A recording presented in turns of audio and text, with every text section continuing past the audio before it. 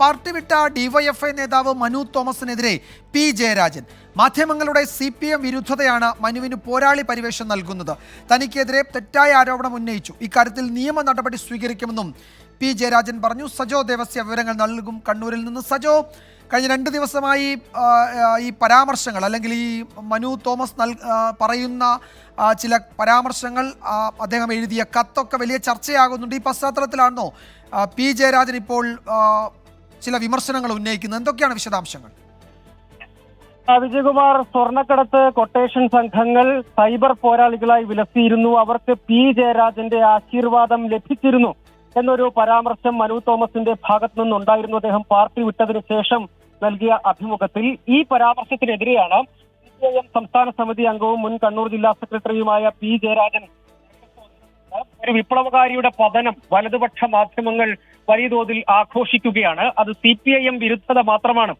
Party വിട്ട ആളെ കൊണ്ട് എന്തെങ്കിലും പറയിപ്പിക്കാൻ ുള്ള ശ്രമമാണ് മാധ്യമങ്ങൾ നടത്തുന്നത്. മനു പാർട്ടിക്ക് വേണ്ടി പ്രവർത്തിച്ചിട്ടുണ്ട്. പക്ഷെ ഇപ്പോൾ അനീതിക്കെതിരായ പോരാളി എന്ന പരിവേഷം മാധ്യമങ്ങൾ നൽകുന്നതിന്റെ പിന്നിൽ എന്താണ് എന്നത് പരിശോധിക്കേണ്ടതാണ്. CPM നിന്ന് പുറത്തുപോയി എന്നൊരു കാരണം മാത്രമേ ഉള്ളൂ. അത്തരം ഒരാളെ ഉപയോഗിച്ച് പാർട്ടിക്കെതിരെ പറയിപ്പിക്കാൻ ശ്രമിക്കുകയാണ്. തനിക്കെതിരായും ഒരു പരാമർശം നടത്തി. അതിനെതിരെ അത് പൊതുപ്രവർത്തകനായി തന്നെ പൊതുജന മധ്യത്തിൽ താറടിച്ചു കാണിക്കാനുള്ള ശ്രമമാണ്. ഇതിനെതിരെ നിയമ നടപടി സ്വീകരിക്കണം. കഴിഞ്ഞ 15 മാസമായി പാർട്ടി പ്രവർത്തനം നടത്തുന്നില്ല, വീട്ടിലിരിക്കുകയായിരുന്നു മനു തോമസ്. ലോക്സഭാ തിരഞ്ഞെടുപ്പിലും പാർട്ടിക്ക് വേണ്ടി എന്തെങ്കിലും പ്രവർത്തനം നടത്തിയില്ല.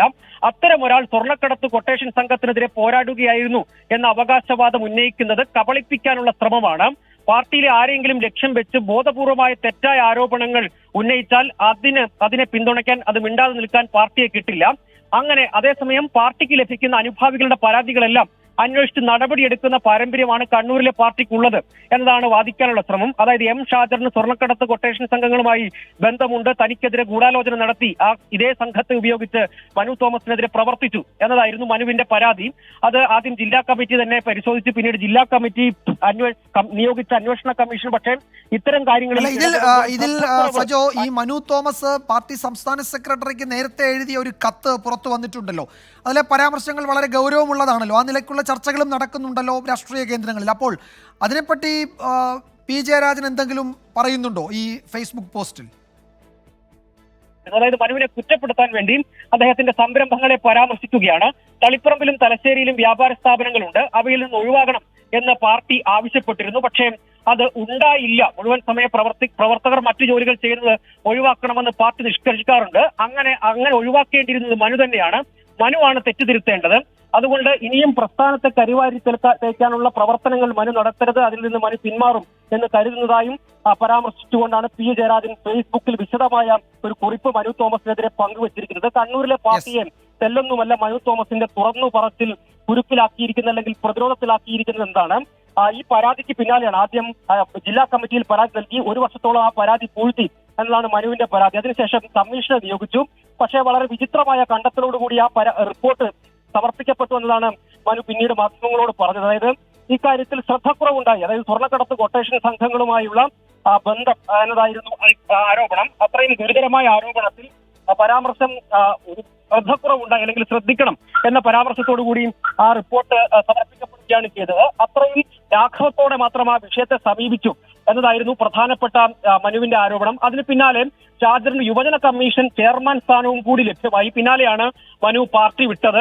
അതിൽ തന്നെ അദ്ദേഹം വളരെ പരിഹാസ്യമാണ്. ഇത്തരം കാര്യങ്ങൾ ചെയ്യുമ്പോൾ ശ്രദ്ധക്കുറവുണ്ടാകരുത് എന്ന പരാമർശം പരിഹാസ്യമാണ് എന്നടക്കം അദ്ദേഹം പറഞ്ഞിരുന്നു. പിന്നീട് ഷാജറിന് പദവികൾ കിട്ടിയതിന് പിന്നാലെയാണ് ഈ പരാതിയിന്മേൽ നടപടിയൊന്നും ഉണ്ടാകാത്തതിനാൽ പാർട്ടിക്ക് തെറ്റുതിരുത്താൻ കഴിയുന്നില്ല എന്നടക്കം വിമർശനമായി ഉന്നയിച്ചുകൊണ്ടാണ് മനു പാർട്ടി വിട്ടത്.